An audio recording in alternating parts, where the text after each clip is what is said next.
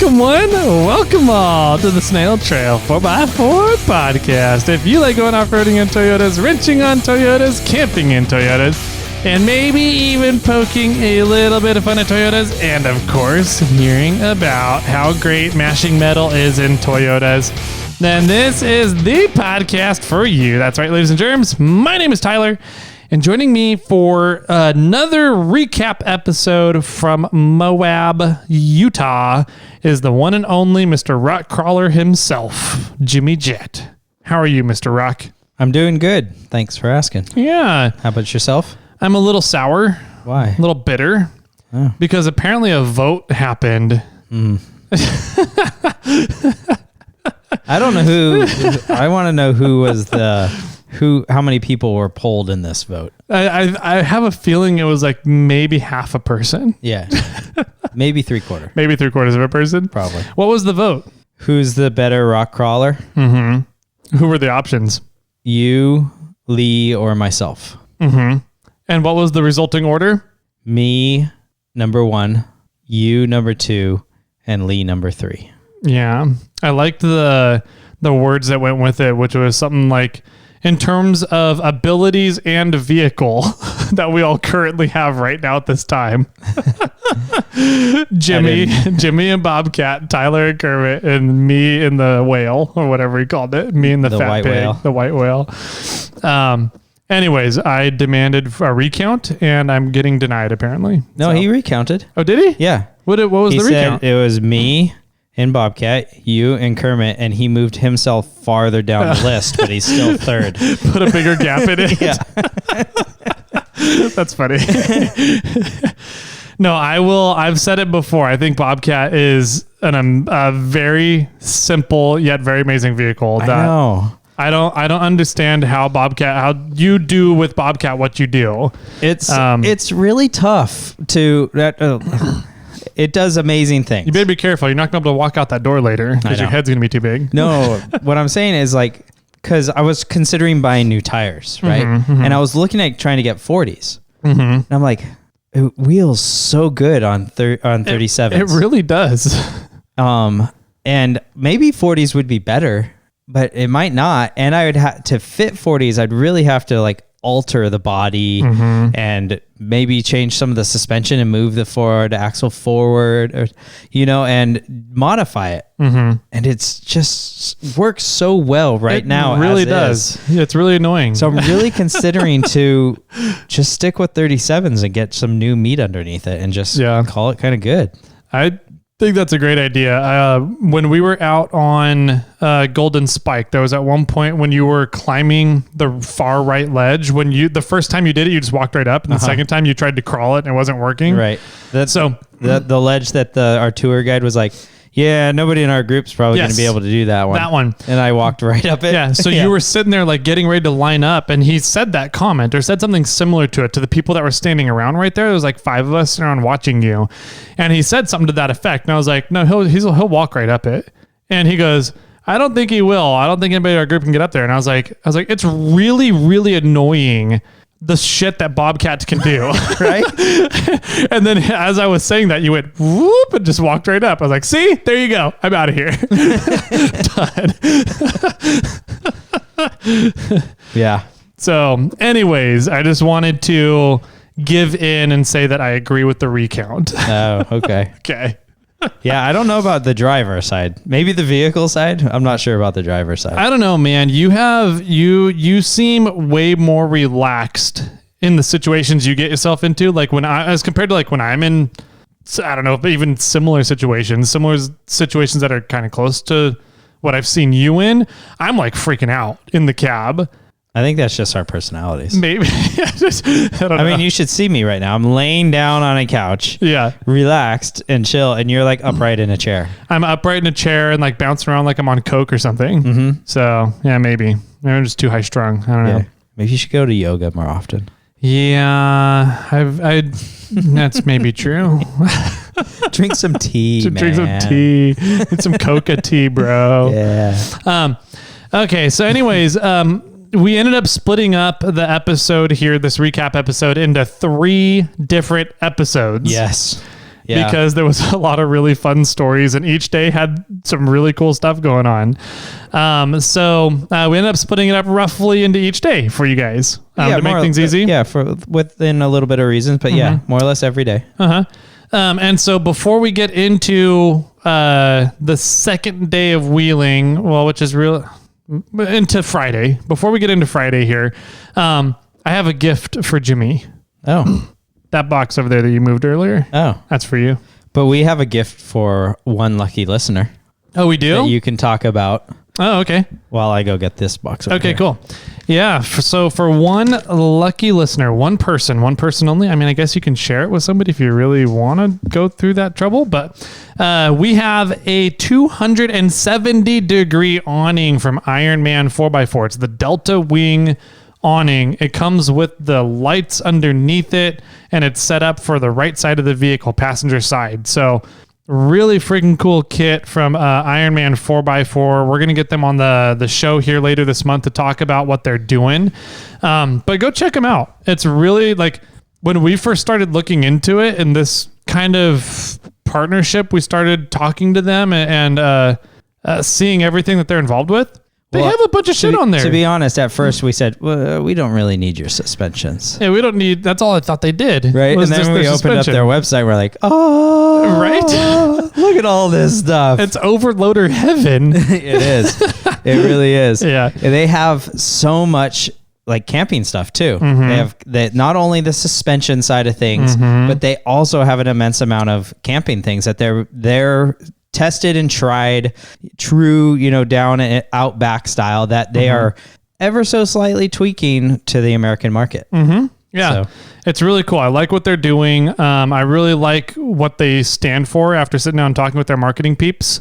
And just the brand and what they're trying to do with the brand overall in general. I'm a big fan of it. So, this is going to be hopefully the first kind of segment installment of a fun lasting relationship with Ironman 4x4. But yeah, we get to give away $1,000 awning, maybe a little bit more. I think it might be $1,200 with the lights and then brackets and everything. So really cool. Going to go to one lucky winner at the end of the month. Make sure you guys are signed up either over on patreon.com, $10 tier, or I rate 4x4 on the $10 tier there if you want to get entered for this giveaway. Yes. Yeah. Okay. So what's in that box, sir? A Spartan rope. Yeah, buddy. It's a kinetic rope of a long one. What's this for? That's for you. Why do I get it? What did I do to get a Spartan rope? You get I have a really good influencer with MORRFlate who ended up buying Spartan rope. Oh, yeah, cool. Nye T4R. Nye's a really cool guy. He has a lot of passion for the off-roading industry, and wanted to start a business in the off-road industry. Okay. And got this opportunity to purchase Spartan rope. Oh, cool. And so he purchased it and got product moving again. And so this was one of the first batches that he's gotten back up and running here. So they've got kinetic ropes, dynamic ropes. They've got soft shackles, winch ropes, pretty much any kind of recovery rope you could want. Nice. And so he sent a couple samples down, and I was like, you know what? That's a pretty cool thing. Let's give it off to Jimmy because I have a shit ton of recovery products, recovery equipment. Yeah. And you have enough to get yourself through, but hey, you could always use more dynamic straps. They're awesome. Well, yeah, absolutely. Especially since I need to start pulling people off trails or whatever because my rigs doesn't ever get stuck. Right. No, this is cool. Well, thank you. Even though it's not Jim's month, I do appreciate a wonderful gift like this. Yeah. And thanks to Spartan Rope for reaching out with us and tossing some product our way. Yeah. That's a nice freaking rope, dude. It is really nice. It's pretty sweet. It's beefy. It is. It's thick. I believe that's one of the 25,000 pound ones. Really, that much? So yeah. And it's only like 1 inch in diameter? I want to say it's 1 inch or 3/4, 1 inch, somewhere around there. 3/4. Yeah. Might be bigger than 1 inch. 1 and 1/16. I don't know. I gotta look and see what it is. He sent me the stats of the ratings on them. Ooh, and a sticker. You didn't get the sticker, did you? You didn't see it when you opened the box. Nope. So, yeah. Thanks. Huge shout out to Nye and Spartan Rope. They're located up in the Pacific Northwest. So if you're looking for some recovery ropes, go check them out. They got some really cool stuff, and it's all in stock right now. Well, thank you. I appreciate it. Yeah. Thanks, Nye. So cool. Check them out. Let's see. I think that about does it. We need to put all that up in here somewhere. Yeah. Have you posted that on social media yet? I think I posted just the Snail Trail 4x4. I don't think I posted any of the logos I cut out, but I haven't posted any of it up on a wall yet because it's not up on a wall. Got it. So, yeah, we need to find a spot for all that up in here. So what is all that? Yeah. For Tyler's month, I gave you some sound foam, sound foam board. I don't know. Yeah. Sound reflected, anti-reflecting foam. Yeah. Mainly for you, for the listeners. Mm-hmm. And you, Tyler, took it to your laser and started cutting letters out of it and made an ST 4x4 cutout. So now we have the positive and negative of that, and we can probably put like one on one wall and one on another wall. And you started cutting out some other logos.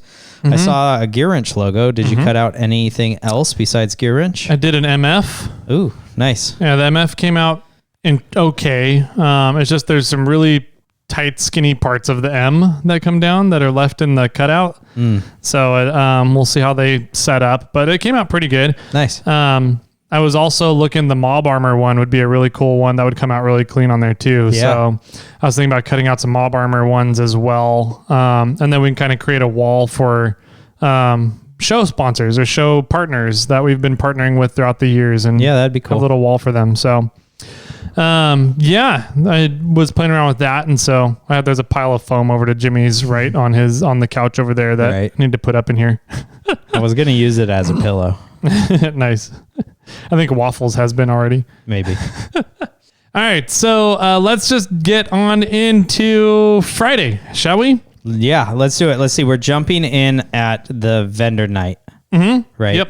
On Thursday night. Kind of the end of the day wheeling. So right after Gemini Bridges and then jumping into vendor night and how vendor night went. And we'll conclude with Jimmy's outing on Friday night. So...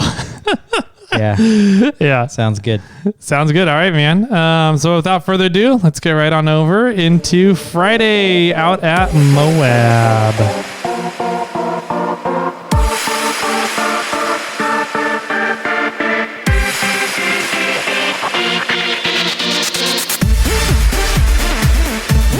Yeah. But yeah, it's funny if you because I researched, is touching Gooneyberg's feet good luck? And there was a bunch of forums saying, yeah, touching Gooney, whenever you pass by Gooneyberg, touch his feet, it's good luck. Okay. Then I researched, is touching Gooneyberg's feet bad luck? And there was a bunch of forums going, yeah, don't ever touch his feet, it's bad luck. I was like, really, that's kind of interesting. Yeah. So anyway, so yeah, we did that, and I touched his feet every single time I passed by it. So I believe it's good luck.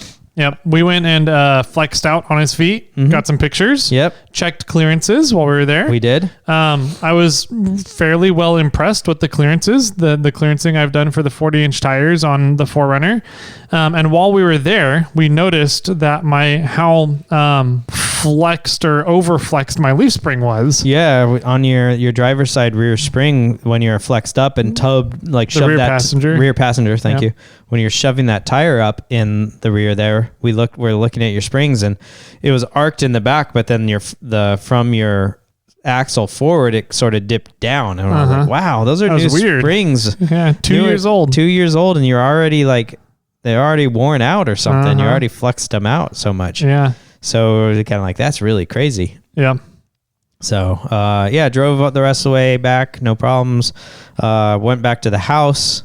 You loaded up to go to the vendor show really quick. And I was like relaxing because I didn't have anywhere to be. And then I get a call from Dimitri, which I missed. And I get a text from you saying, hey, you have booth space. I know, right? And I was like, what? What? And so I was like, I'm on my way. And I called Dimitri back. He didn't call me back. And then drove out there and then finally got a hold of you. And I said, where do I need to go? And you're like, oh, Yeah, we gave away your booth space. Yeah. Right. Somebody else is in here now. Yeah. I was like, oh, okay. I don't really have anything anyway. Mm-hmm. Can I mean, is there room to bring my rig in? Can I just drive it park next to you? And you're like, yeah, there's plenty of room. Mm-hmm. So drove the rig in there and posed it up onto your tire, threw the MORRFlates on, and started walking around the vendor booth a little bit. Yeah. Before I go too far into that, was there anything else you wanted to talk about setting up? No, it was pretty smooth. I mean, I just remember driving in, they're like, because they saw the Snail Trail logo on the 4Runner, right? Mm-hmm. And so they assumed I was with the Snail Trail, and then I was like, yeah, I'm with MORRFlate. And they're like, oh, okay. And so they're like, yeah, MORRFlate and Snail Trail, you're back here with Delta Vehicle Systems and Stellar Built and Solve Function and all these people. I was like, okay, cool. And so I'm looking at it and I'm like, they have us for 2 booth spaces for Snail Trail and MORRFlate. And so I was like, huh, okay, that's weird. And so we're starting to set up and the guys come over and we ended up taking like the whole row. Almost. Like they had pretty much given to us. Yeah, you guys were in the center section and you had about the half of the center, the entire center section. Yes. Yeah. For us 5 companies. Well, no, so the other companies were at the end, like they had Snail Trail and MORRFlate with just the half of the center section. Oh, geez. Yes. And I was like, that seems like a lot. And so eventually they came by and they're like, hey, there's a lot of space here. Are you guys going to take it all? And I was like, probably not. Do you have other vendors that we can squeeze in here? And they goes, yes, we have some outside that would love to come in. I was like, bring them in. I was like, get them in here with the show with everybody. Yeah. And then I got your text. Hey, is there room for me? I have a booth. I was like, oh, not anymore. Yeah. Sorry. Which was fine. I was going to post a chair up and put stickers on my tailgate or something. I don't know. Yeah. But it ended up, I still had like 2 booth spaces for MORRFlate essentially. Yeah. You had like the 10x10 for your table. And then you had like our trucks in another 10x10 area. Yeah. You know, which was plenty of room. And then there was, what was the company that came? Well, Goose Gear was right next to you. Yep. And then next to them was like Up Top. I don't remember the name. It was a really nice Tacoma, though. It was a really nice Tacoma. I liked the way they did their front bumper, which was interesting. I didn't look at it. They took off the plastic of the bumper, and then they pretty much just welded a plate from the frame rails and put a winch on it. Yeah. And then put these Baja lights in front of where you mount the bumper to. Yeah, interesting. So it pulled everything way far back underneath the vehicle, giving a much better approach angle, and nothing was like below the lights. It was really kind of interesting. So talk to that guy. I was like talking to him for a while, and then I said, what do you guys do? And he's like, oh, we build bed racks and roof racks. And I'm like, oh, okay.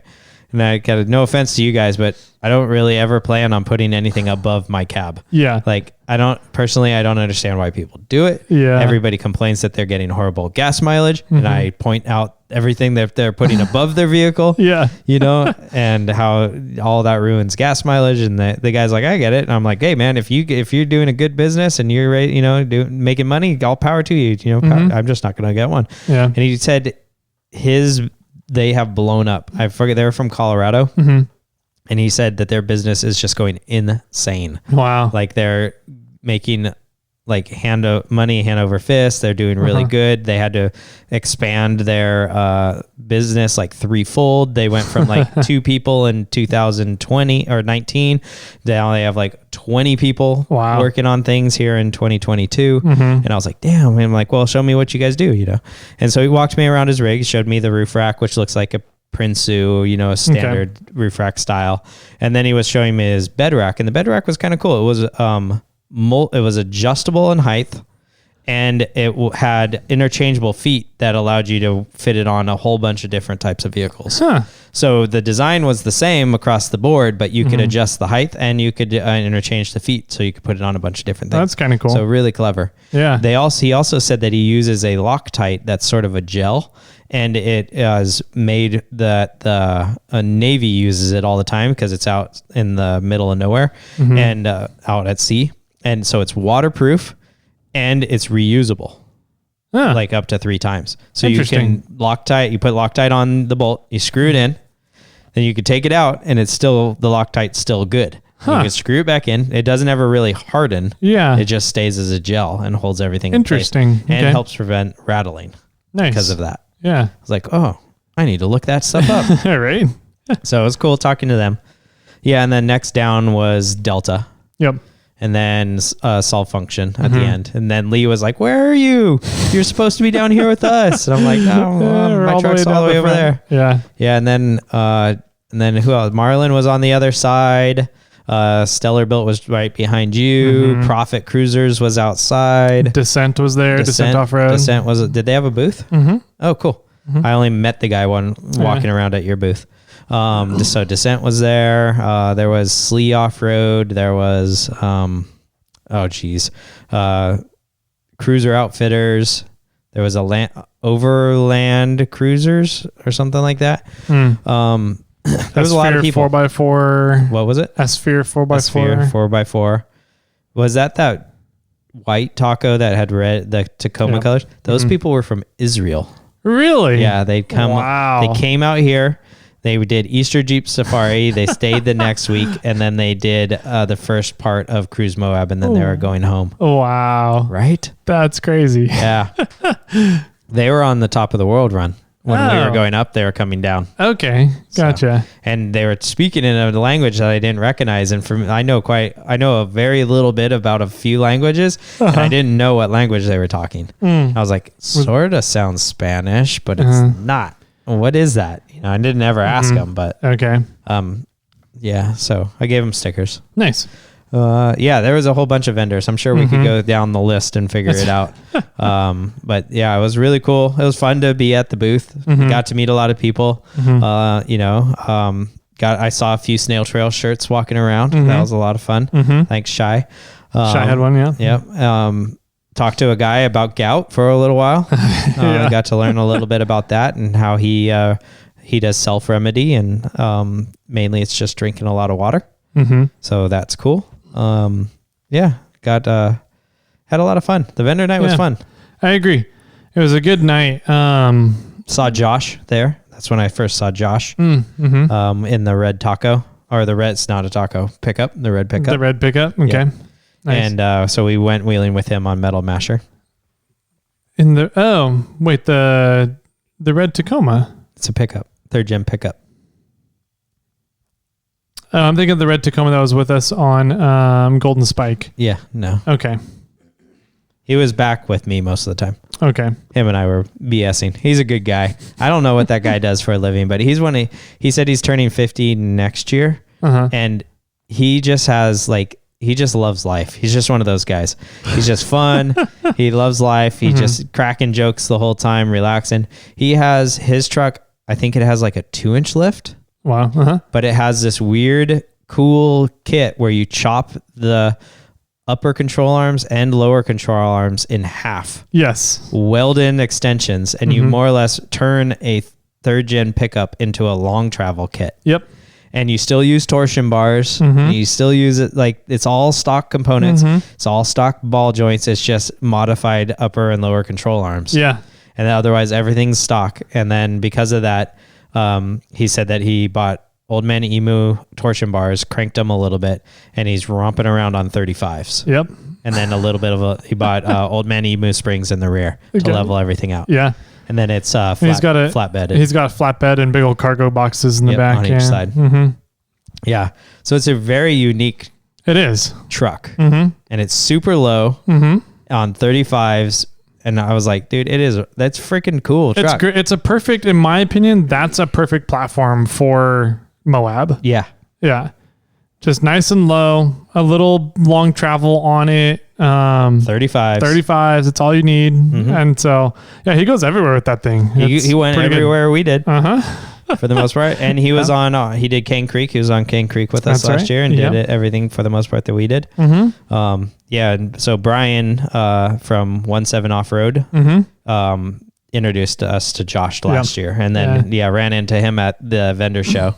And that's because Josh wasn't original. Oh, I guess we're getting ahead of us. But okay, so you ran into him at the vendor show. Yeah. Well, and he asked me what I was doing tomorrow, and I said we're going to be doing MetalMasher. So, And then, he showed up. Yeah. He's like, I'm going to do the run with you guys. Nice. So the other people we met at the vendor show was Rob and Jerry, who was our trail crew for MetalMasher. Yeah. They're also listeners. At least Rob is. I don't know if Jerry is, but Rob is. Yeah. Oh, cool. I didn't know that. And so, I told him about our adventure earlier in the day on Moab Rim. And he goes, oh, don't worry. MetalMasher is great. It's nothing like Moab Rim. It's a really fun trail. Yeah. He said, I'm doing it in my Tacoma on 33s with like limited subs. I was like, okay. So I should be fine then. He goes, oh, we're going to have a great time. Yes. I was like, okay. Yeah. Trusting you, Rob. That was, I remember running into him and talking to him. It was funny talking to him, and he's like, these are your rigs? And we're like, yep. And he's like, they look bigger in person. Like, yep. Yeah. They are big. Yeah. Especially when you've got one of them up on a tire. Yeah, exactly. Yeah. There's so many photos of that, but I never saw one come through on the internet. I didn't either. I was really disappointed. The secretary got kind of like a sweeping video of it, but I still don't have a picture of the entire setup there. And I was like, that's a bummer. Yeah. That evening, as things wound down, did you have anything else you wanted to cover before that? We saw Jimmy. Yes. EV Jimmy. Yes. Who, that was really cool. He was on Cruising to Camps podcast. He converted a FJ80 into a Nissan Leaf. Yep, pretty much. Pretty much. He took the guts out of a total Nissan Leaf and threw it into an FJ80 and created a fully electric FJ80. Yeah. So it was cool to talk to him, dive under his rig, look around it, have him explain what things were and where things were. One thing that really caught me off guard, or that I thought was interesting, was that pretty much the engine setup on an FJ80 weighs around 600 pounds. Yep. And the battery pack for a Leaf weighs around 600 pounds. So putting the battery and things up in the front where the engine was, didn't change the suspension geometry on that vehicle at all. I was like, didn't change the balance of the vehicle, the suspension, the corner weights, nothing. Yeah. It was pretty cool. So we've been in contact with Jimmy. I think we might have to drag him onto the podcast or something to talk about EV and how to set that up and his experience about Cruise Moab. And he supposedly took it out and wheeled it while on Saturday. And I definitely want to hear, how does EV rock crawling work? Right. And how did everything go? Or did he break anything? Yeah. So definitely want to catch up with him. Also, you finally got to meet Kurt Williams face to face. Yes. We've seen each other on video. I've met him a few times in person. You finally got to meet him in person. I went over to talk to him earlier in the day, and he's like, is Tyler here? I've never met Tyler. I want to meet Tyler. And I said, yeah, he's right over there. And then it still took us like an hour for you guys to finally meet up. I know. It was like right at the very end. Yeah. So, so you finally met him face to face. We got to shake hands, and I got to see Kurt on the way out. Maybe we'll get to that. Oh, okay. When we were leaving Moab, I'll remind me when we're leaving, and I'll talk about that. Right.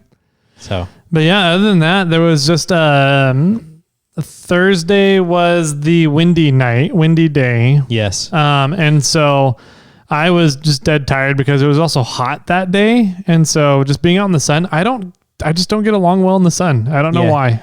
Plus you were stressed and things from rolling over 4 times pretty much. That's true. I was. Because when we got to Goonieburg, and that's where we ate lunch, you were just done. I was out of it. I was you were one, probably dehydrated. 2, you were probably just stressed and wanted to be over the day. 3, it was sunny and you just overheat yourself quickly, which leads to dehydration. And 4, you still had a lot to go that night. And so you're probably trying to keep yourself at the basic flow so you could survive until the end of vendor night. Yeah, probably. I was just out of it, man. So I was like, they said that they were setting up the Outlaw Bar. Yeah. For the campground, the camping area where everyone was staying near the Spanish Trail Arena. And I was like, I don't have it in me to stay around. I need to go to bed. Yeah. We all went back home. Yeah. I mean, we were still tired, like, cause we got 4 hours of sleep. Both of us pretty much got 4 hours of sleep, then drove 16 hours. And then that night we slept fairly well, right? But it was still not a whole lot. So yeah, that was pretty much Vendor Night. It was a good time. Good. It was. Like I was sort of saying, I mean, I think, we were both tired because, we'd only slept a few hours the first night.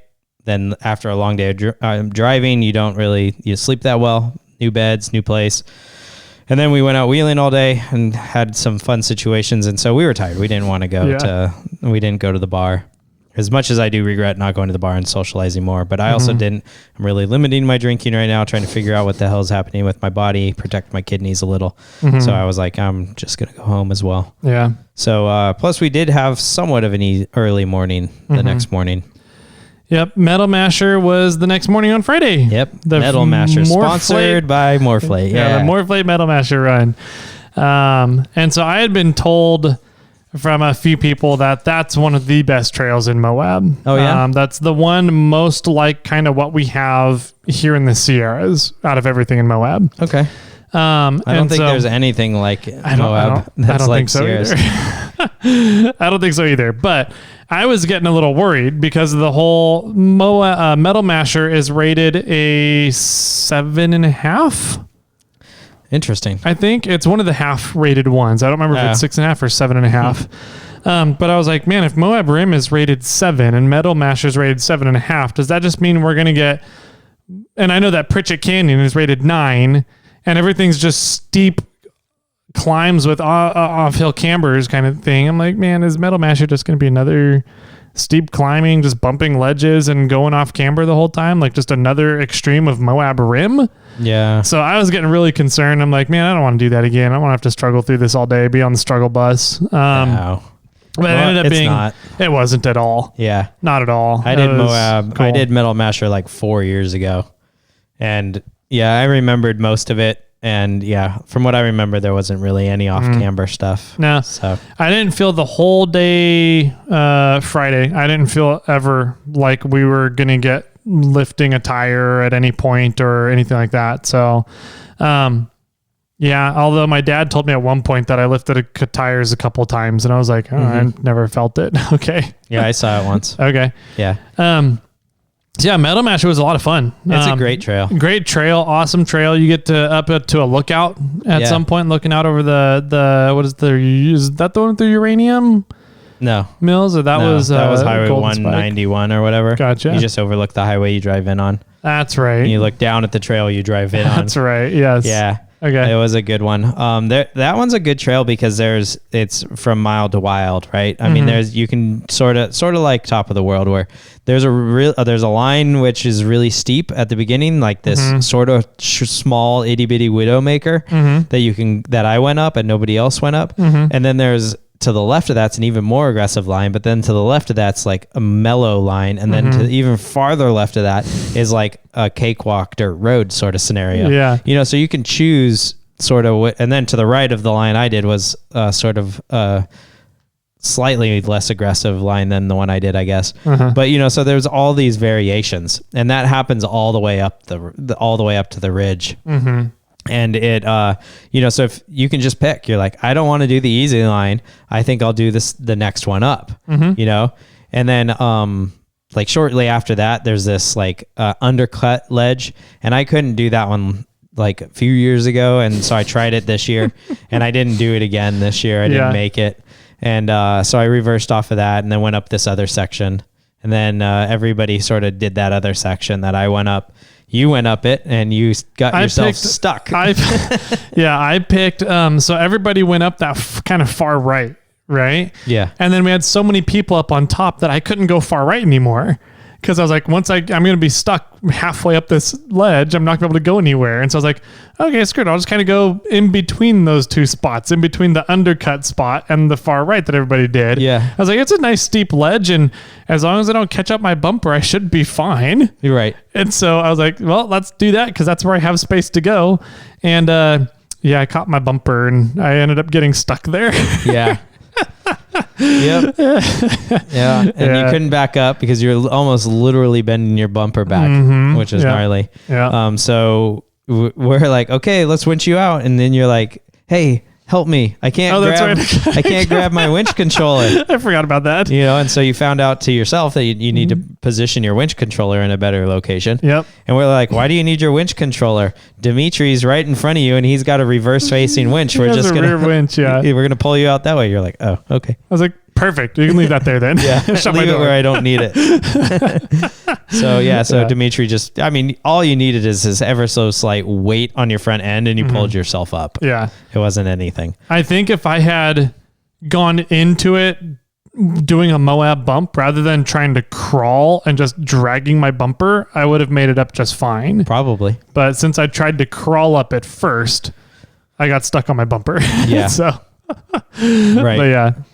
So, and then I think we just scooted on from there, and there was a few other optional places to play along the way and had some fun. Some really good, like, views. You're like always climbing this mountain. You're climbing up and you're climbing up, and if you have the time, turn around and look backwards because you're getting farther and farther and farther out of this valley, and it's just the views becoming better and better and better the higher you go up. There was a fun spot sort of near the top. Well, let's talk about what do they call it? Mirror Canyon? Mirror Canyon? Was that it? I don't know. I thought they called it. For some reason, I don't remember a lot of Friday. Like, I don't know why. Oh, wow. I know that I had fun Friday and it was really enjoyable trip, but like, I don't remember any of it. Really? It's really weird. Huh. I think they call it Mirror Canyon or Mirror Gulch or Mirror V or something like that. Mirror Gulch is what I heard. Maybe. It's this riverbed sort of that comes down. You have to turn and go up the riverbed, and it's this little canyon or little gulch that's like a V, and then about a third of the way up is a ledge, and you really have no other option but to go straight up it. That wasn't Golden Spike? Interesting. Because there was where Lee almost fell over? No, not the wedgie. The spot where Dimitri had a hard time. Okay, yeah, Dimitri wasn't with us on Golden Spike. No. I don't remember that. I don't remember that spot. Then. Interesting. Yeah.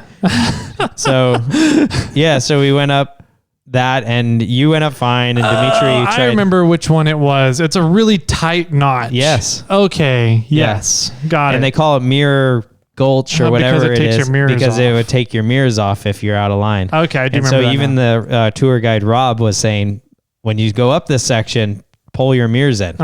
Yeah. And I'm like, I'm such a small vehicle. I'm not going to have any problems. But Dimitri had problems there. He was getting hung up a little bit. I don't know if he was too low and bottoming himself out, or if he just needed to lower his tire pressure a little bit more.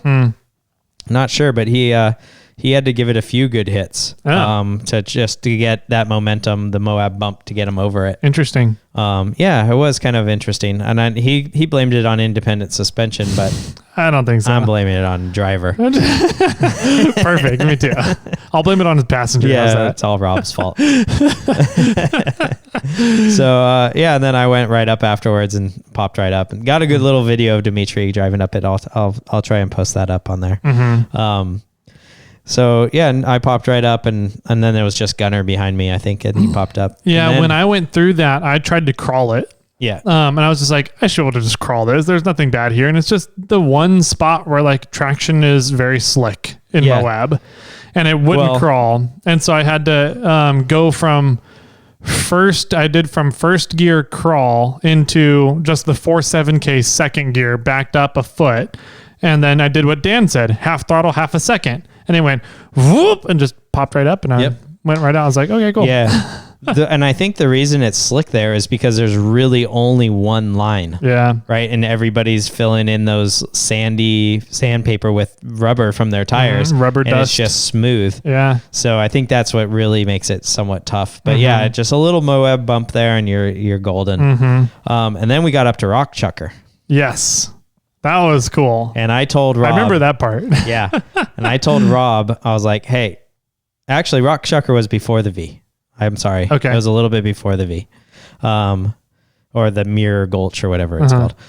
So I told Rob, and I was like, I'm not really interested in doing any other alternative lines. I want to stick with keep the group moving, but I do want to do Rock Chucker. I want to attempt Rock Chucker. And then he's like, okay. And so we got up to Rock Chucker. And for those that don't know what Rock Chucker is, describe Rock Chucker. I'll try. For everybody. So I don't know if you huge rock that's probably 4 feet tall total. It's roughly the size of a PT Cruiser. Yeah. Okay. A flattish PT Cruiser. Yeah. It's long. It's probably like 10 feet long, 8 feet wide, 4 feet tall. Yeah. Just one big boulder. Yeah. Right. And then on the other side of that is kind of a cliff, a pretty steep. Kind of? It's a cliff. It's a cliff. With some small steps in it. Yeah. How tall is the cliff?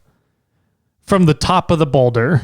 From the top of the boulder? Yeah. How tall is the top of the 10 from the top of the boulder? I think that's safe, yeah. And then I was going to say 12 to 14 from the ground. Yeah. I would say 15 from the ground, yeah. So if you go online and you watch people with Rock Chucker, a lot of them drive literally up onto the top of the rock and then they attack the wall. Well, my truck is so long that by the time I was when I was coming down on the backside of the rock, my tires my rear tires were just then hitting the front of the rock. Yeah. And so I was turtling myself. You're turtling yourself on your drive shaft. On my drive shaft on the big rock. Yep. And so I was like, I couldn't pull myself up and over. So I was like, well, that isn't working. How's that 124 inches working for you now? Yeah, it's failing there.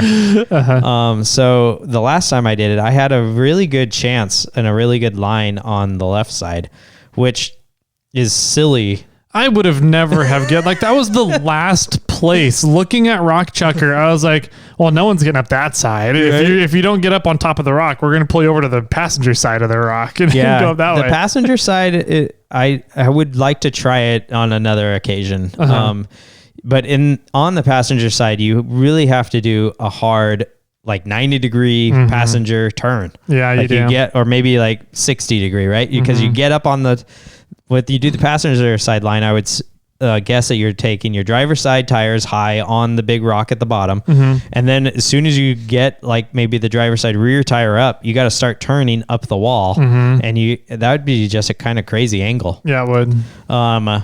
So I went up the driver's side and I got my passenger tires up onto the big rock at the bottom. Yep. And it was funny because I remember people going, you were on 2 wheels at one point. Because when I pulled up on the really big rock, my front tire was off the ground because I didn't have the flex to keep it on the ground. And then when I pulled forward and I started coming down, my truck leaned forward and I was now on rear tire was off the ground and it would sort of teeter back and forth at that point. Yep. So I was really only on passenger side front, driver side rear. Yep. Until I hit the wall. Yep. And I remember driving up to the wall and I hear tour guide Rob at the top going like, you ain't going to make that. You got to turn more passenger. And then he's like, stop. Well, because as you're driving up to the wall on the driver's side of the truck, there's this big fuck you rock that just sticks out. Yeah. And it's got this like point that's super undercut. I mean, it's not even like an undercut because you wouldn't think anybody would go up right there. And it's taller. The point is taller than your tires. It was like at my headlights. Yeah. And I was like, there's no way you're going to get a tire underneath this point and then climb up and out the point and then up it. And I was like, there's no way. And it worked. It went right up. And I was like, what just happened? Yeah. Yeah. And so I got up it and then turned in and tried to go up the wall a few times and slipped off, fell out of line, was in a bad sort of spot. And Cruise Moab has a rule, and I think it's a good rule, that if you try something 3 times and if you don't make it, you're done. Three and out. And so I said, all right, I tried it. I'm here. I've done my 3 and out. And tour guide Rob's like, nobody else is going. Like, you might as well just keep going. We're going to get you up this thing. Yeah. I said, okay. He essentially said, fuck that rule. You can try a couple more times here. Yeah. And later I said, I'm just taking everybody else's 3 times. There you go. Right. And so I think I backed all the way off again. Yep. You had to completely kind of get reset because you'd gotten shifted over too far passenger. Correct. Yeah. So I had to back all the way off and then reverse and around and get myself into that good line and drive up it. And I even remember him pointing at me one time and going like, turn passenger. I'm like, no, not yet. Like I'm not at that wall yet. Yeah. I'm not where I need to be. So, I hit the wall, climbed that FU rock again. I don't know how it does it. I don't either. The Bobcat, man. He's got those claws out. He does. And walked up that section, and then they had thrown a log in the sort of the hole that I'd fallen in. Yeah, it was like it's like a hole / step in the wall cliff. Between the rock at the bottom and the cliff. Oh, that's what they put it in. Yeah, I believe so. And that's all I needed. And I don't even think it was a 6 or 8 inch diameter maybe wood log. And that's all I needed. And then I didn't fall all the way deep in the hole on my passenger side, and connected with the wall on the driver's side, and started to climb. And I knew my tire was coming off the ground on driver's side front, but I kept asking Rob, I'm like, am I good? Am I good? And I kept creeping forward. And he's like, you're good. Go. You're good. Go. Keep going. Go. Fuck yeah. Go. Yeah. And it walked right up. I still don't know how it walked right up, because at that point when your front passenger came off, your rear driver wasn't really on the ground at all yet either. It hadn't hadn't gotten there yet. So I was on 2 tires there? Yeah. What? Like I don't know how that worked. Like physics wise, that shouldn't have worked. And it worked out perfectly. I felt so stable. Interesting. I kid you not. I felt so stable up there. I knew my tire was off the ground, but I figured that the other 3 were on the ground, and it felt flat. Interesting. Like I knew, felt flat, but I was pointed at the sky. You weren't off camera, right? Yeah. And so I drove it straight up for the most part at that point. Yeah, that was crazy. And I'll tell you not, driving back to the trail was almost as difficult. Well, we were all sitting there, and everyone's starting to go like, where's Rob and Jimmy? And we couldn't hear you guys anymore. And I was like, it must be a hell of a drive back. It was a little bit of a drive back. Okay. There was a little bit of an off camber right at the start, and then you climbed, and then you had these few little humps to go over, and I had to hit them a little bit sideways because I was concerned that I was going to belly out. And then there was a wall on the backside that I came down that I swear was like 10 feet tall. And I put it in a low, and I just started idling, and Lee was in the passenger seat, and I'm like, we're still going down. He's like, yeah, we're still going down. I'm like, my tires are about to crest the top of this. Like my rear tires are about to come over the top. And I was like, I'm ready. And I told him, I'm like, be ready. If I feel my rear end getting light, I'm punching the gas. Yeah. And then eventually, I don't know. I don't remember if my tires came all the way over or if we hit the ground first, but it was like the length of my truck. Wow. This drop. And then he's like, all right, hard passenger. I'm like, what? I'm like not even down off this wall yet. So yeah, the backside was pretty fun. Eventually it was no problem once we got down. It was pretty good. But yeah, it was kind of like, if I would have had problems and somebody needed to drive up there to the top, you were going to be the only one that would have been able to do it. Because there's stuff back there that I don't think most of those rigs would not have been able to do it. Yeah. Dimitri, maybe Josh. I don't know. He doesn't have a front locker. I don't think so. Yeah. So that was fun. So then we did Mirror Gulch. And then there's that little the ledge. There's like a small little ledge that you're driving along, and where all the side by sides came down at us. And then we had to turn up a wall, and everybody went to the left to do this big sort of S turn. And I drove straight up the ledge there. Yeah. And Rob came over and he's like, what's the matter? I'm like, I'm just not gripping. He's like, turn passenger. And I went, okay. And then went, went all the way up. I'm like, no problem. Yeah, okay. I was working it back and forth. But then from there, you get up to the top, the top of MetalMasher that overlooked that plateau. And yeah, that's where we had lunch. So that was good. And then since you were sponsoring the run, you handed out some stuff at the top. Yeah, we handed out the new Groovy gloves to everybody, some koozies to everybody, stickers to everybody, and then $50 gift certificates to everybody. Oh, sweet. Yeah. That was cool. So everybody got a little something from MORRFlate as a thank you for coming on the run, and really a big thank you for supporting TLCA and trail advocacy. Maintaining your membership is part of, you can't get into Cruise Moab without a TLCA membership. Correct. And so, just funds going back into trail advocacy organizations is something we desperately need right now. So I'd like to put my money where my mouth is and give everybody money back. So Yep. Yeah. Absolutely. Yep. But it was good. Great, awesome view out there. I backed up to within, I don't know, 6-7 feet of the ledge and then pulled down the tailgate and just had lunch out there. So it was great. Yeah, it's a good view. It's sort of like top of the world, but I don't feel like it's as high. Yeah, it doesn't feel as high. Quite get the view of top of the world just because you got the highway right below you and some other things. It's not as mountainous down below, but it's still a great view. Yeah, you can't see quite back into town. It's not the correct direction. But yeah, it's really neat. From there, we went down. It was down the hills, uneventful. Few ledges, few cracks, few rocky sections. One sort of camber section that slowed a lot of people down, and I was like, seriously? We went out to Widowmaker and sort of got lost on our way out there. Oh yeah. Yeah. That was fun. The tour guide, Rob, I think he was planning on trying to take us to the top side and he accidentally took us to the bottom. And he went a route that, Josh was like, I was just there last week. Yeah. I'm not going up again. When he went around you, went around you with attitude. And I was like, Jimmy's just sitting there because there was a couple guys coming back at us and you were talking to one of them. And I was like, look, and even the secretary was like, why is he just sitting there talking? Let's move. And I was like, Jimmy is very aware of how his actions impact people. And if he knows that there's 6 rigs behind us not moving, and he's still talking to this person, he's got to have a good reason for it. So I was like, let's just hang out. I was like, Jimmy has a reason for what he's doing. And then Josh like peeled out and off to the right and just took off. And I was like, another way. I'm just going to hang out here. And then you told me, you pulled up and you were like, hey, let's go this way. And I was like, but Rob went that way. And you're like, you don't want to go that way. That is super off camber. And I was like, do they meet on the other side? You're like, yeah. And I was like, okay, cool. Let's go that way. Yeah.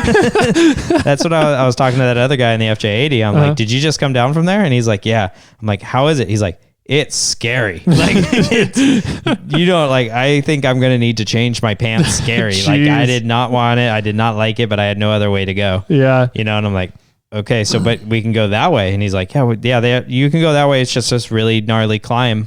To get up to Widowmaker, but you can go that way. And he's like, I think your rig should be fine, and then, and so then I was like, okay. And so then I went back to tell you and then tell the gunner, I'm like, my rig's not made for that off camber angle up there. And I'm like, we're going to go that way and either hike up to there or we're going to try to drive the rocky ledge. And he's like, okay. I think he was upset a little, like, no, we all need to stay together. Yeah. But he understood. Yeah. And then we drove up a little bit. And I'm glad we took that direction. Right? What rig was there was an FJ80 up there? It was one of the dark green gray. It's almost a limited edition color in the FJ80s. He was up there and going through that off-camber section as we were going around the quote-unquote bypass and watching him, and he almost rolled all the way down that. Yeah. Like he got really, really off camber, and I immediately just got off the radio and I was like, hey, green FJ80, you should stop. Like, don't go anymore. You need to stop and wait right there and let somebody get a strap around your roof rack and pull you back down. And that's when you just see everybody start getting out of their rigs and running over to him up on top of the ledge up there while we're driving around the bottom. And I was like, man, if he's doing that, there's no way. We would have not made it. Yeah, no way. No way. It was crazy. Yeah. And so 3 rigs got through before Rob called it and said, yeah, everybody needs to turn around. Yeah, don't come up this way. Don't come up this way. Yeah. And so the 3 rigs that got through had to go back. Yeah. Because they couldn't because that other hill was pretty serious. It was a pretty freaking gnarly hill. I think it would have been fun. But I think it would have been fun for us. Yeah. Because we have articulation. That's what we're good at. Yeah. Exactly. So, from there we hiked up the hill a little ways up that gnarly section. And then we got to see Widowmaker, which is impressive in itself. Yes, it was bigger than Backdoor. And then immediately after you crest the summit of Widowmaker, there's another ledge. Yep. So like there's 2 ledges on backdoor, but they're a full vehicle apart. Vehicle and half, something like that. Yeah. This one is there's no room for a vehicle. 24 to 36 inches. Yeah. from the level of the first ledge before it's like a cliff. Yeah. Before you have to climb the second ledge. Yeah.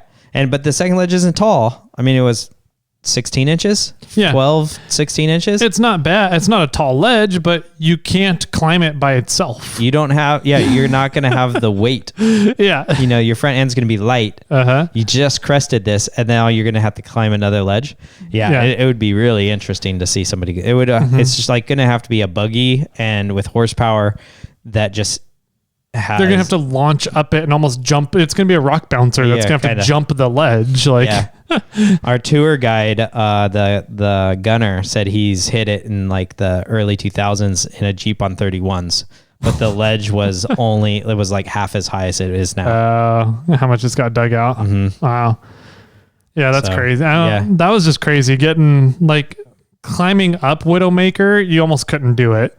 I mean, so like backdoor is interesting because it's this big ass ledge, but there's like little things that'll jut out and you can kind of grab onto with your rear tires as you're coming up backdoor. Or your hands and your feet. Right? But like not Widowmaker. No, climbing up Widowmaker, you can't smooth sandpaper. Yeah, there's nothing to grab onto. Nothing at all. There's no juts, no cracks, no crevices, no protrusions.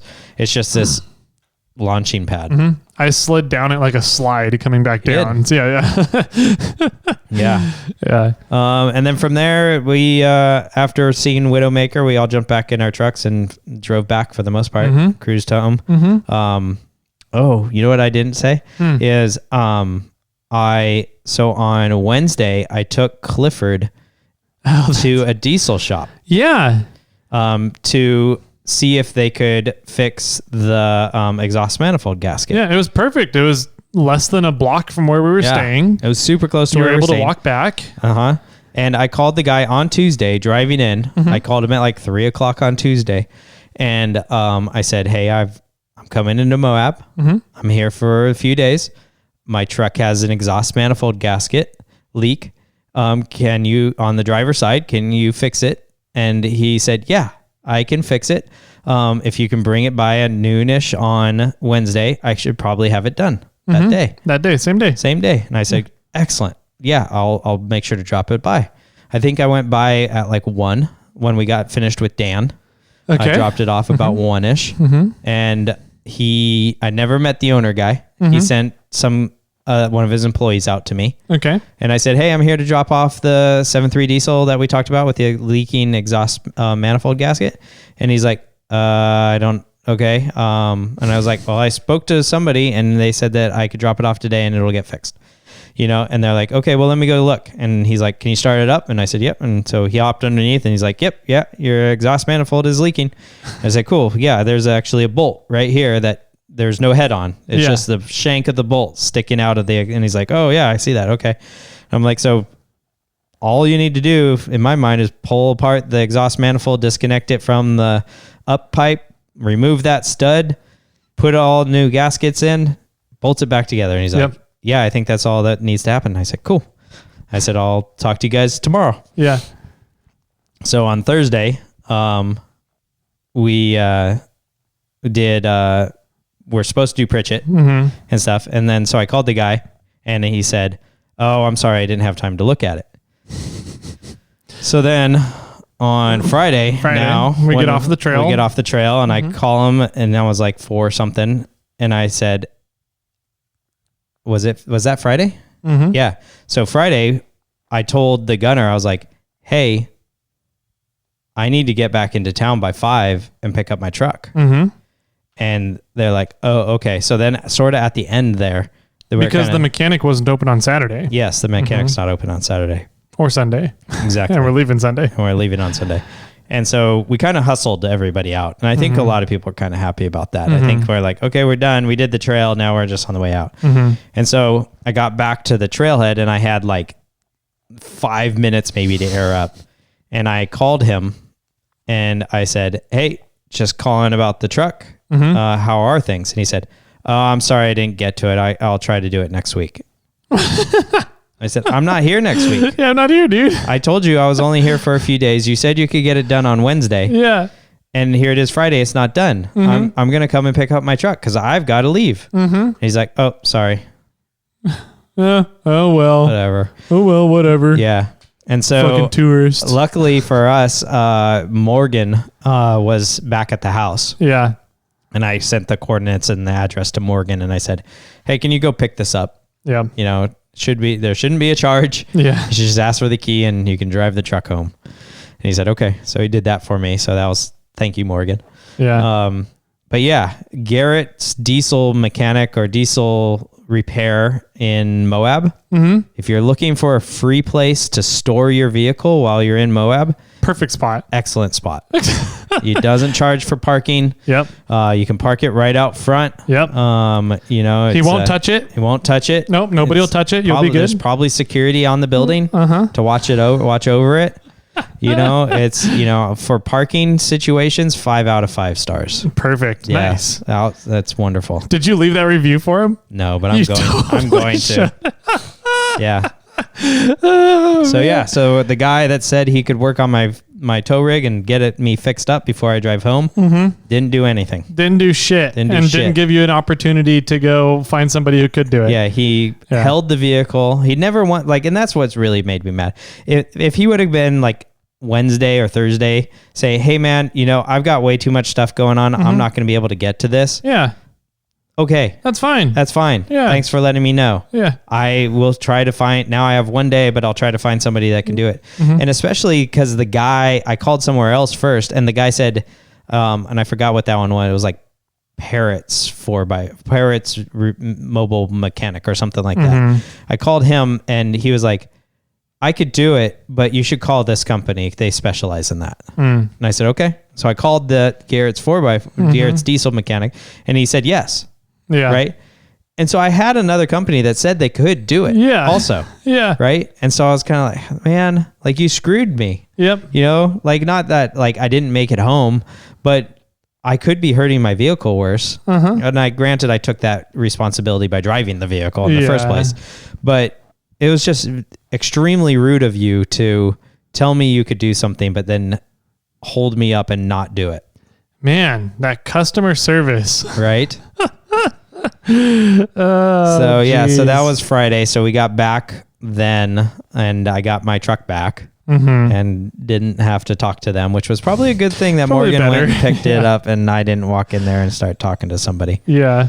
But that was also dinner for the event and the raffle night.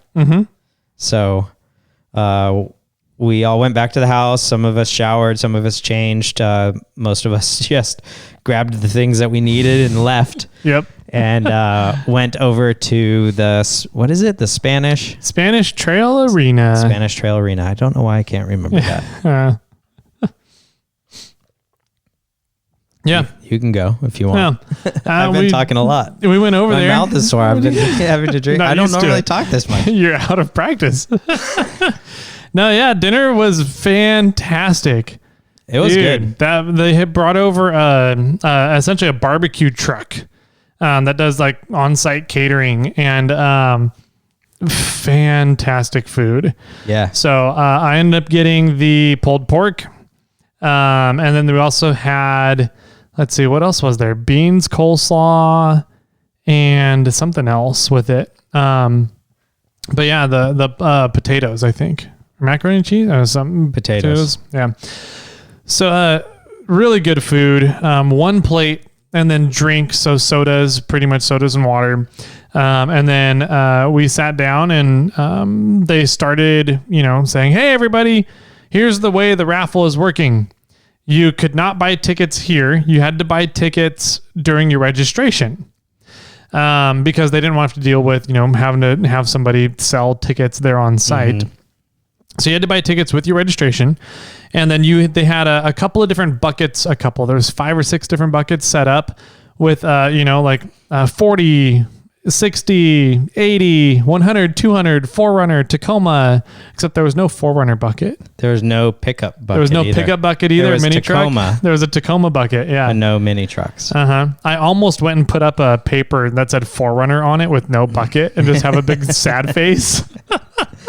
I wish I would have known that they were doing breaking it down that way, because I would have donated a Snail armor. Oh, to the Tacoma. Yeah. Yeah, that's true. I didn't even think about that. So, but yeah, we'd got all the MORRFlate stuff to the raffle. I thought that I'd shipped it beforehand and it never went out. Oh. So I got there and I was like, hey, just wanted to make sure because I didn't remember seeing an order in the system for this. And they're like, no, we don't have anything from you. And I was like, shit. Okay. So I had stuff with me from the vendor night. And so we did that. I brought an extra compressor with me just in case. And did a bunch of the leftover $50 gift certificates I had from the MetalMasher run. cool. So, yeah. Hey, you had a lot of stuff up there. We did. We had, You had like 8 tire repair kits, 5 tire repair kits. I think it was four tire repair kits, a compressor, 10.6, one of the new ones, and a quad with a built-in gauge, and then 5 $50 gift certificates. Yeah, that was quite a bit. Before we get to that, I want to jump back a hair and just say that standing in line was fun for the food thing, because you just got to talk to everybody around you. There was a few, air quote, celebrities standing off of the line so when you got to them, you could talk to Matt Farr, who organized the event. You could talk to Kurt Williams, who was, just standing on the side, delegating and telling people what to do, but then, cracking jokes with everybody. Kurt took a picture of my wife. What? Kurt took a picture of my wife. Does his wife know that? I don't think so. Why did he take a picture of your wife? The secretary was wearing a sweatshirt she bought from the brewery we stopped at in Salt Lake City. B. Wilder. Okay. Apparently Kurt's really, really good friend, like one of his best friends, owns that brewery. Oh, cool. And so he goes, oh my God, you're wearing a B. Wilder sweater. And she goes, yeah, we just got it a couple days ago on our way in. He goes, that's so cool. You guys stopped there. How'd you like it? And went blah, blah, blah. And he goes, can I please take your picture? I have to send it to them. They're going to love it. And so I was like, oh, okay, cool. She's a big hit with Kurt. That's awesome. That's great. Yeah. And so I met these guys at the vendor night, but then I happened to stand literally right behind them in the line for food. And so they run a YouTube channel and they have an Instagram. It's Phil's Barn, Philly, Philly's Barn, Phillys Barn. Okay. And they are building GXs. Oh. Yeah, they're somewhere, and sorry guys, I don't recall, but they're somewhere like Montana, or like they were a ways away. Okay. It took them 2 days to get there. Jeez.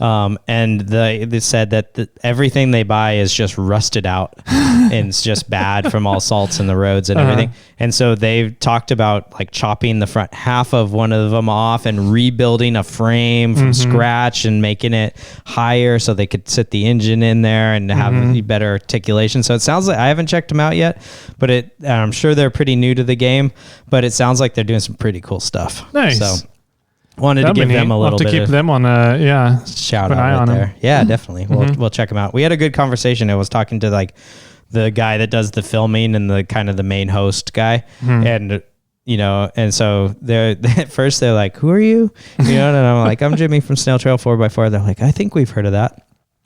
And then they looked down and saw my shirt. They're like, "Oh, I know you."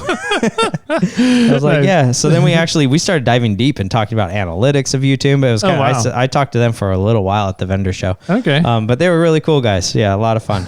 And I was glad to meet them and glad to hang out with them for multiple occasions. So. We ended up in line with some good buddies with Lee. Oh. So from Lee's SoCal days. Oh, really? It was an off-road club down in Southern California. Yeah. And so we ended up in line with them, and they actually own a retail shop. Oh. So with, they do a bunch of fridges apparently and other little overland stuff, but fridges, slide out drawers, stuff like that. And so I totally forget the name of the company, guys. I'm so sorry, because I was talking with them about slide out drawers for 2nd gen 4Runners. Okay. And they were like, oh yeah, there's different options out there. Just give us a call. So I need to talk to Lee now and give those guys a call. Yeah. So, well, I spent a good amount of my time also at the vendor event talking to, the vendor or the dinner night? The dinner or the vendor night. Okay. And I think it's Brian, the owner of Goose Gear. Oh, okay. I spent a long time talking to him Okay. too. And it was fun to talk to him because not only did I was like, oh, you make goose gear, cool. But we dove down into like, he said that the goose gear grew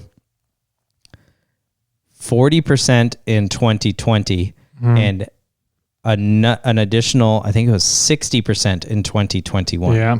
Right. And I was like, so that's more than double. Like that, Yeah.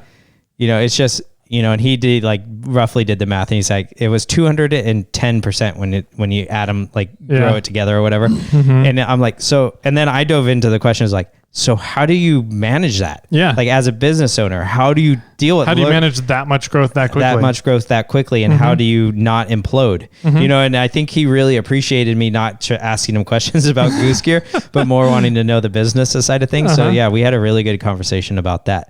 And it was funny because I closed the conversation. I said, all right, I appreciate your time. The vendor show is over. I have one more question. And I said, what length surfboard do you ride? And he looked at me. He's like, actually, I don't surf. I mountain bike. And I was like, oh, okay. Because they're from Humboldt or no. So they're from Huntington Okay. Beach area. Gotcha. Yeah. And so that was fun. So anyway, so you talked to Lee's friends. Yeah. We're talking to Lee's friends there in line. And then we talked to Kurt as we passed Kurt. And then, yeah, I mean, it was just kind of hanging out, and I really took a liking to the shirt that Lee was wearing because it had a little hidden pocket in the back of it that he was storing extra beer in. Oh, nice. And I was like, that's an amazing shirt. And so when we got home, I ended up buying 6 of them, and now I got to buy 2 more because I'm going to turn that shirt into employee shirts for MORRFlate. Oh, nice. Yeah. Got it. So that means the MORRFlate employees are not allowed to hide beers in their shirt at work, you guys. Just FYI, I'm watching you. Yeah. But yeah, it was a really cool shirt. So I ended up asking him a bunch of questions about that. And we started talking about his embroidery machine that he got. I thought you were going to tell me you were hiding things in his pocket. No, not yet. That was later in the night. Okay. But yeah, the line was fun, hanging out with everybody, seeing everybody through the day. And then getting the food was amazing. Eating the food was even better. Good food. Mm-hmm. And then I felt really, really bad for the caterers because right before starting the raffle, one of the guys comes out and goes, "Hey, everybody. Just FYI, how was that food?" And everyone's like, "Yeah, it was great." And he goes, "Okay, cool. Well, if you want more, I've heard the caterers still have a little bit more meat, maybe a couple other things, but not really too many sides left. So it's a lot of the meat. And there's a little bit left. So if you want more, head on back out to there and you can get some more." And I was like, I'm on it. The pulled pork was amazing. And so I ran back outside, and I was like one of the first 5 in line again. And pretty soon, as soon as I'm starting going out there, everyone, like all the caterers were like cleaning they're getting done cleaning everything down. Oh, bummer. And I'd turn around and look behind because I'm like, are they really serving more? Because it doesn't look like they are. And then I turn around and there's like 50 people behind me now coming out of the building as well, running over to the catering. And the guy is like, whoa, what's going on? And we're like, they just made an announcement that you guys had more food left, and we're giving out the rest of the food that was left. And he goes, you could just see everybody, all the catering team's faces just drop. Like, what? So I think there was a miscommunication there. Yeah. But the caterers, kudos to them. They didn't bat an eye. They're like, okay, we'll just keep making stuff until we run out then. Yeah. And they brought everything back out. They had everything like put away and cleaned. Oh, man. And so they brought everything back out and did the rest of the food, I'm guessing, for everybody. Wow. But I was like, I feel so bad for them. Like, I'm sorry, guys. Yeah. But I would still love to have some more of your pulled pork. Yeah, the pulled pork was good. I had a wristband for pulled pork and for their brisket. You had 2? I don't know how I got 2. Yeah. I had 2 tickets. Uh-huh. I had 2 wristbands. I think it's because I registered for having a passenger. Oh, I registered for having a passenger. I only had 1 ticket and then 2 wristbands. I don't know. And so I walked, and I didn't put my wristbands on. I just walked up with them in my pocket, and I was like, which one's better? And I held them both up. And the lady's like, the brisket. And I said, okay.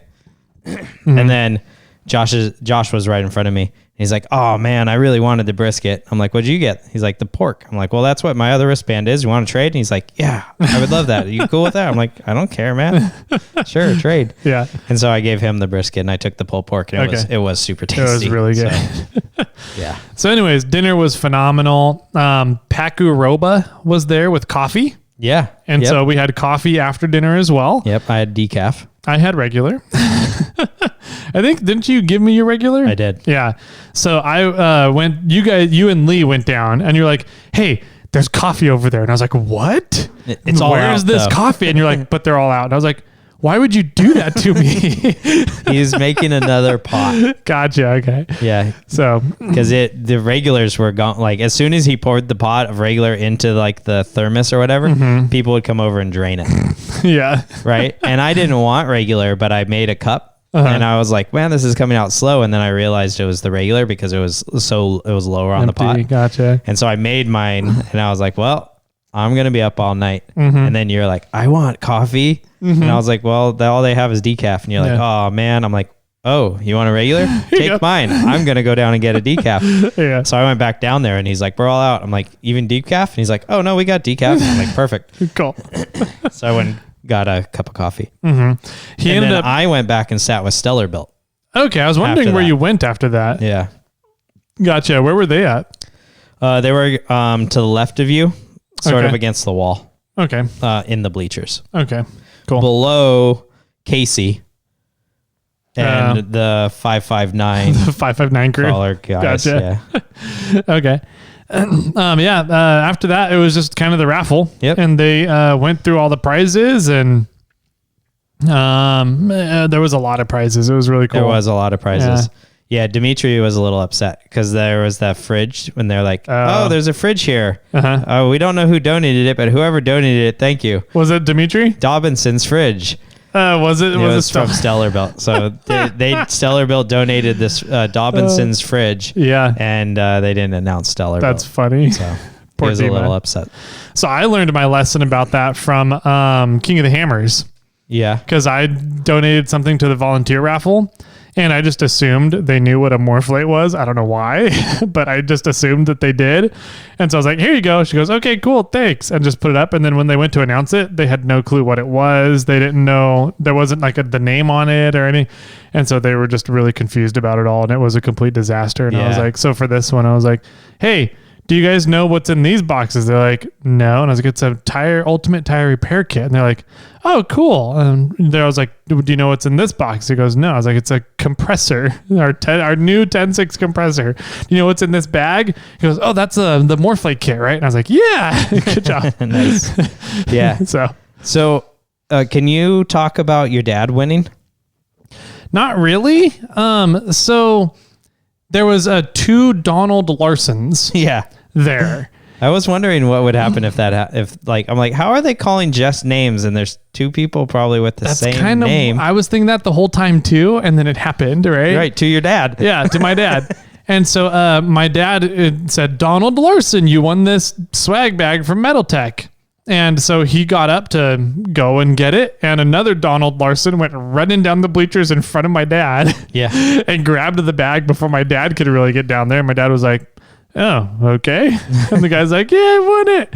And like Marlon's sitting there because Marlon knows both of them. Yeah. That's the other Don Larson. I don't know if I've talked about that story. No, the guy was sitting with Marlon. Yes. Yeah. And so Marlon goes, no, Don, it's that Don. That's Donald Larson. And the other Donald was like, no, I'm Donald Larson. He goes, no, you're Don Larson. That's Donald Larson. And so I guess they went and like compared what they talked about it. How did they sign up for the event? And they both signed up as Donald Larson. Oh, wow. And so I don't know if they figured out who was the actual winners of stuff, but didn't you? But your dad ended up with it. Did he? I think so. Oh, okay. I didn't. He never said that he did. I didn't see him holding anything at the end of the night. He did. Yeah, because then that other guy won again. Yes, he did win again. And he went down and he won, but that time he won something from Marlin, didn't he? Yeah, he won a Rubathon or a Marlin Crawler Roundup registration. Yeah. Mm-hmm. Yeah. So in my mind, I thought that the guy gave your dad the prize for Metal Tech and said, if we win again, I win the next one. Maybe. I have no clue how that worked out, actually. I need to talk to my dad about it. So I thought that was because I was telling Dimitri, I'm like, what if there's two, Jimmy Jets out there, or there's two Tylers out there? It's like, how do, it's like, there's confusion on that, and they should solve that problem. Yeah. Somehow. I don't know. Either that or just sign up. And when you sign up for Cruise Moab, sign up as a name that nobody will have. Yeah. Or throw something in, like, make up a fake name like Jimmy Jet Black. Yeah, exactly. That's not bad. It's a pretty good name. Or you do like, Tyler Esquire Larson. Yeah, right. Something.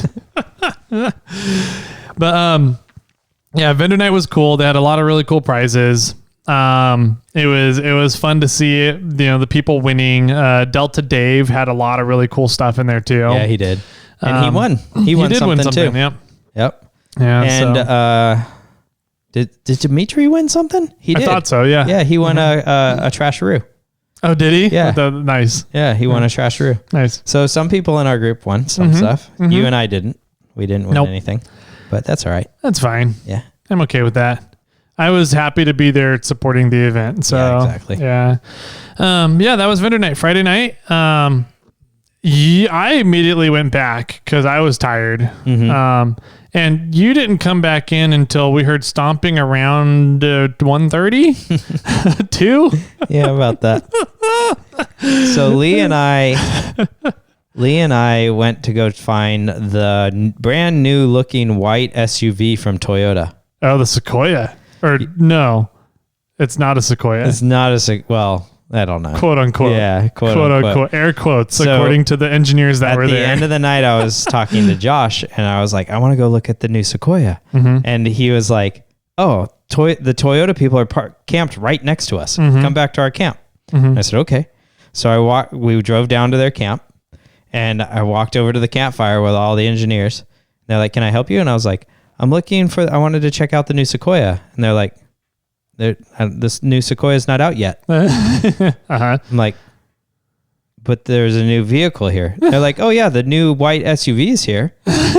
We're testing it out. Gotcha. Yeah. And I was like, gotcha. Okay. Is it here? Is that new white SUV like here? And they're like, I think it's up by the bathrooms. And I was like, dang it. Okay. Well, I appreciate your time. And they're probably all engineers and weren't super friendly. They were sitting around a campfire, probably done for the day. And they just weren't, I don't know. They just weren't happy You people. weren't getting the vibe. I wasn't getting a good vibe from them. Okay. So I was like, have a good day. See you later. Jumped back into our rigs. We're going to drive up to the bathroom. And on the way out, Lee comes on the radio and goes, we just passed the Sequoia. It's going the other way. I was like, dang it. So he was heading back to camp and we were heading out. And I was like, okay. Bummer. Well, I'm gonna head back. And so Lee takes me this back route through the camp, around the back of the camp, out the back, down a back road. You go by a cemetery, apparently. Do you? Yeah. That's interesting. And I was like, where's Dimitri? I was messaging him. I'm like, where's Dimitri at? And he's like, I think they went out to the bars. I'm like, I'm going to go out to the bars and go find him. That sounds great. And so I messaged Dimitri. I called him. He didn't answer. He didn't respond. And so I pulled back into the house, and literally right as I pulled into the house, I got a phone call from him. I'm like, where are you at? He's like, we're at the Raven something. I want to say Raven Club, but that's a town, something downtown Sac. Okay. We're at this Raven bar. And I was like, send me the address. I'm on my way. Are you going to be there a while? He's like, yeah, we just sat down. I was like, cool. Be there in a sec. So I drive out there and found the place, walked in, and he's like, how did you find the place? I'm like, you sent me the address. He's like, it took us forever to find the place. Like, well, I spotted the corporate cruiser because the address is on the front, on the main road, but the entrance is on the back in the back alley. Gotcha. Okay. And so I was like, oh, there's no parking here. So I went to turn the corner and find some parking. And when I was driving down the side, I looked down and I saw down the alley there was a corporate cruiser, and I was like, oh, turned in. And then I literally parked in the back lot of a post office. Oh, right there. Okay, I know right where that is. Yeah, and then went in, and they had some like the vibe in that place was cool. It was totally like hipstery, but they had like half of a bicycle sticking out of a wall, some really odd paintings. It was like bright colors but dimly lit room. You know, like there was 2 girls behind the bar that were like probably 21, super young for me. Now that I'm old man, you know, with a wise beard. But they were like, you know, both had nose piercings, tattoos, sleeves, you know, like, nice. You know, wearing like overalls, which are coming back into fashion. Yeah, now. it's weird. Yeah, it's bizarre. I don't get it. You know, and then I ordered a Jack Mormon. Okay.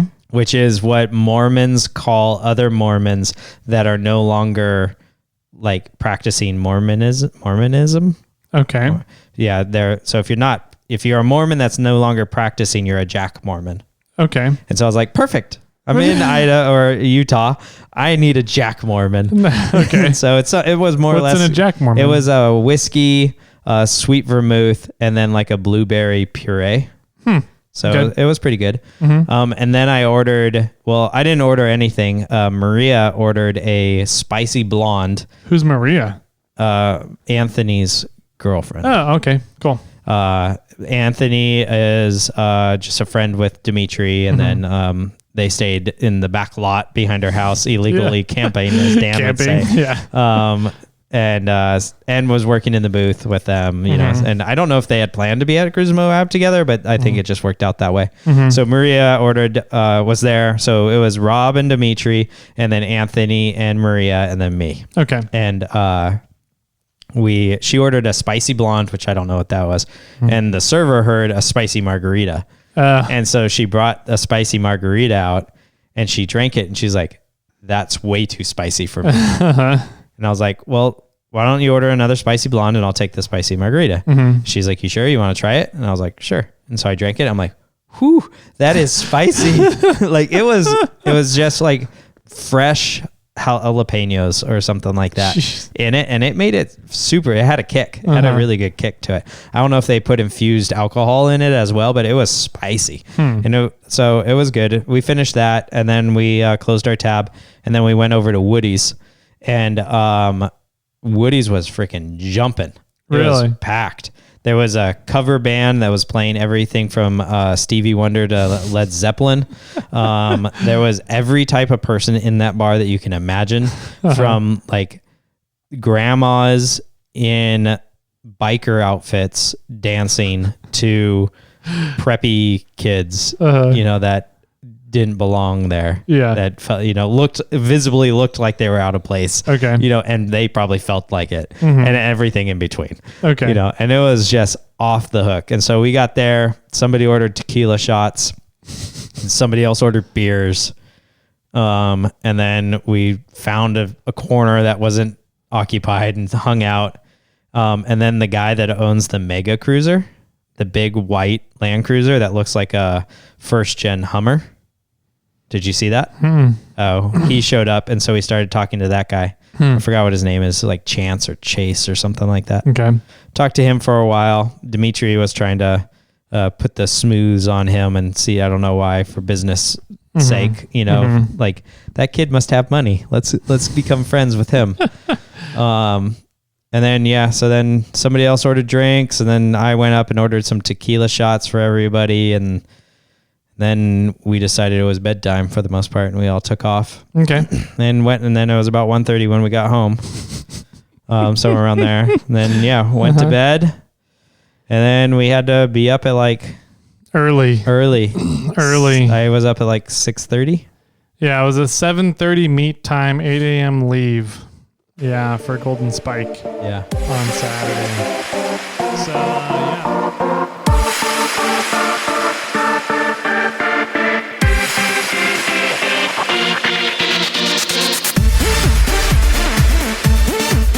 All right, man. Intermission number dos. Numero dos. We're going to split it up into 3. Yeah. Well, we did have 3 days of wheeling. We did have 3 days of wheeling and 6 days down there total. 5 days down there total. So, yeah. Tuesday night, well, I guess, yeah. Wednesday, Thursday, Friday, Saturday. So 4 full days. And then Tuesday night and Sunday morning. Kind of Sunday. I wasn't there really Sunday morning. You were there for a matter of hours. Maybe. Yeah, a couple hours, an hour and a half. So yeah, we'll get into that on Thursday's episode for everybody, which is kind of the crescendo of the trip. That's a good way to put it. It's a good word. I like my choice of words. Mm-hmm. The crescendo of the trip. If you guys have been paying attention to social media, you have an idea of what happened. But it's there's some very interesting choices that had to be made in order to take care of the situation.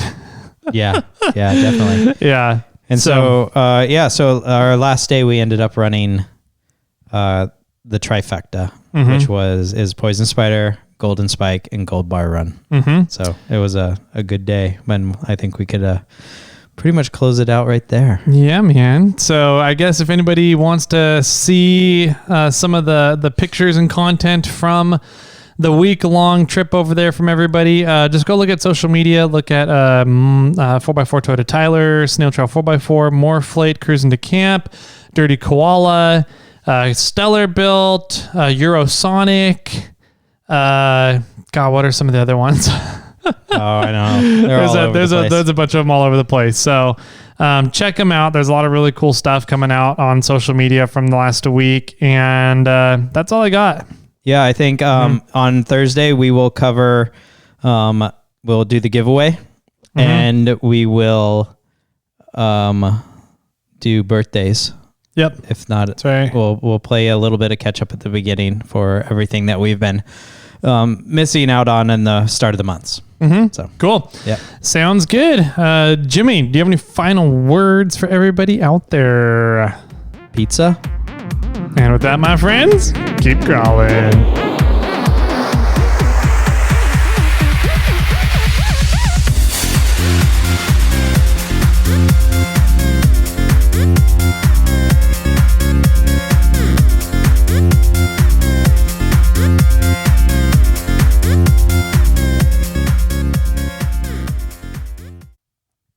I got one for you. Really? Really? Okay. 2 pickles fell out of a jar. I'm already off the edge. We can't do this one. I'm not going to pay attention. I'm not going to be able to focus. Okay. 2 pickles fall off a jar. Fell out of the jar and onto the floor. Okay. What did one say to the other? I don't know. Deal with it. Okay. I was thinking of going somewhere along the lines of hide the pickle, but that's a different game. I got one for you. Okay, ready? What time is it when the clock strikes 13? No, I don't know. Time to get a new clock. Oh, that's very true. See, I don't actually like this one, even though I just said it. But, I mean, obviously it's military time then, right? Oh, well, that makes sense. It's 1 o'clock. Yeah. Okay. Like my watch says 17:16 right now. Yeah. Which is 2:28. Yeah, right. I don't know. I got one for you. Another one? Okay. How does a cucumber become a pickle? Does it get hidden? I don't know. It goes through a jarring experience. Okay. Well, welcome I got one for you. Welcome all to the Snail Trail. You shut up over there. 4x4 podcast. What did one toilet say to the other? I don't know. What are toilets? I didn't know toilets could talk to each other. You look a bit flushed. Okay. Dude, I kicked my cat in the face last night. And his fang fell out. No shit. Yeah. How's your foot? It's fine. Like, I didn't even hit him that hard. Like, he was going in between my legs, my feet, and I reached my foot up to like scratch my leg, and he just happened to, his face was right there, and went click, and then I heard this on the floor, and I'm like, what the fuck? And I looked down, and his fucking fang was on the floor. Like, I didn't hit him that hard, and he just kind of sat there, didn't like howl or pain or run off like I hit him or anything. He just was like sitting there for a second, and then looked up at me and went meow. And I was like, what? I was like, what do I do? Was it even bleeding? Not really. Like, he had a little bit of blood, but like not much. Like, it completely stopped bleeding within like 20 minutes. It's a longer time than I expected, but yeah. But like, wow, yeah. Good job. You've seen his fangs, right? Yeah, don't let him outside anymore. No, I know, but like, his fang had it doubled. Like, how much was hanging out of his mouth was up in his head too, and I was like, there's a hole like into his nasal passages. Like, how is his nasal or his sinuses okay? Like, is he gonna get dry? What is that dry hole from when your wisdom teeth are pulled? Dry socket. I don't know. Like, is he gonna get dry socket? Is it gonna get infected and rot out? Like, what do we do? I'm like freaking out last night. Call the vet. So yeah, I needed to call the vet this morning, and they pretty much just said, yeah, interesting. Yeah, just keep an eye on him. If he seems okay, then he's okay. I was like, okay. That's funny. Anyways, I don't know why talking about flushing toilets reminded me of it, but maybe because you looked flush. I think every time I go and poop on a toilet, he comes in the room. And so I was thinking about sitting on a toilet, and the cat was right there, and I was like, oh my God, I kicked my cat in the face last night. Fun story. Was that a good story? Not bad. I liked it. It's pretty impressive, though. That's going to go on the other podcast. Yeah. Okay.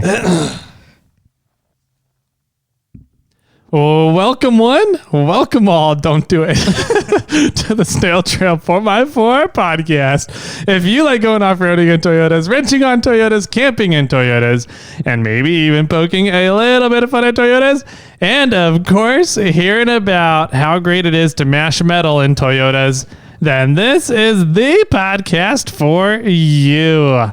That's right, ladies and germs. My name is the metal mashing Tyler himself. That was a tongue twister. It was. I don't want to do it again.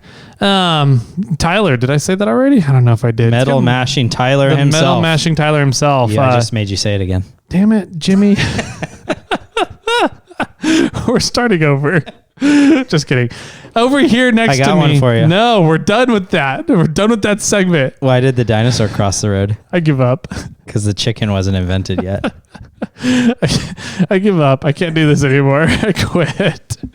Jimmy is taking over the podcast, ladies and gentlemen. Jimmy Jet over here for your listening pleasure. I had to take over the podcast last week. That's true. You did. Yeah, man. Long episodes. We've got some going on here. Some fun stories. Are you seriously keeping this? I'm keeping this. We're keeping it in now. We're done. I already had to restart once. We are professionals here. This is gonna stay. All right. Well, then let me tell you another joke. No more jokes. I'm just gonna keep telling jokes until I restart. Pretty much. What musical instrument is found in the bathroom? In the bathroom? I don't want to know. A tuba toothpaste. Okay. Not a tuba? That's from listening from outside of the bathroom? Yeah. Okay.